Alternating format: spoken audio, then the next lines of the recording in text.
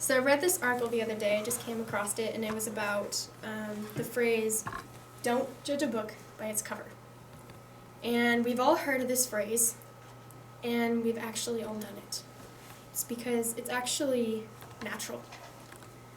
The visual area of the mind is actually 30% compromised by our cortex. The cortex is the part that pretty much determines and makes the decisions that you determine about that person or that thing. You judge with the cortex. And so you and I, we all judge a book by its cover. And pretty much what the phrase means, oh my gosh, you can only see that. Okay. It means one shouldn't judge it. Sorry. One shouldn't opinionate someone or something based on their surface, because looking deeper might reveal something unexpected.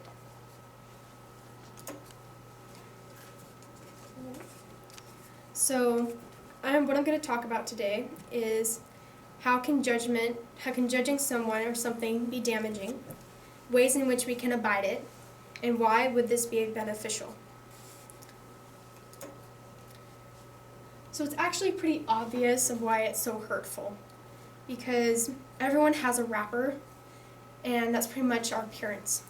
And that wrapper pretty much gives everyone a visual of what they think about you first time round. So appearances, looks, size, skin color, there's a bunch. We all pretty much classify each other on those. And also our skills, grades, sports, abilities.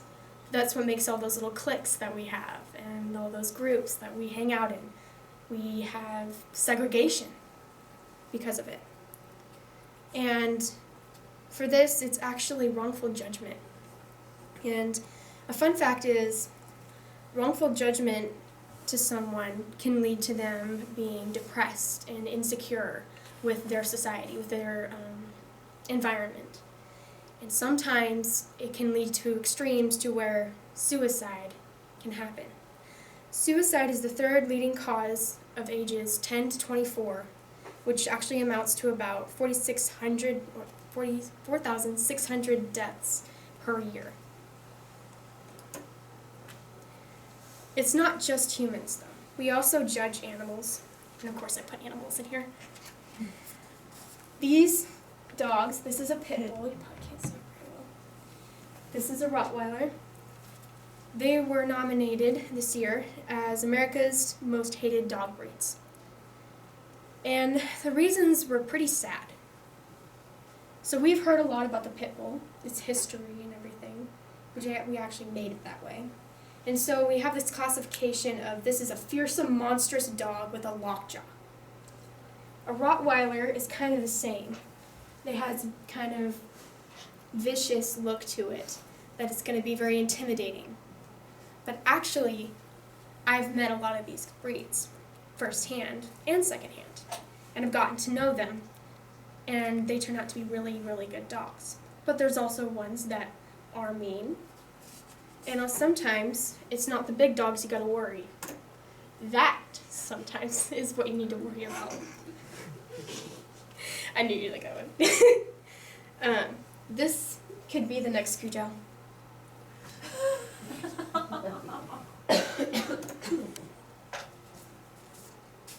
So, how do we diminish the way that we handle judgment? Well, let's dig a little deeper. Let's take a chance on someone on something. Let's go out and introduce ourselves to that person and get to know them personally. And by the way that we do this, we develop new ideas and a new experience with that person, which then alters our way of concluding about that person. If you have new people, you have a new life lived. So what do we gain from this? Well, by doing this, it's going to make you a better person. You know, we always have that person that we look to that we're not so sure about approaching because of the way that they look. And I also have a person like that. And maybe I should start approaching that person too, because it would make me a better person and it would change me. And also it would subtract those issues of suicide and tragedies like that, even just failure in a person. And it would also make a difference in life. So how do we act on this? Introduce yourself to new stuff. Learn something from it and keep those taught lessons in your mind. And hopefully you can alter that first conclusion that you had just by looking at that person or that thing, and you'll have a better outcome. My good friend Dr. Seuss said, "We are all a little weird and life's a little weird. And when we find someone whose weirdness is compatible with ours, we join up with them and fall in mutual weirdness and call it love."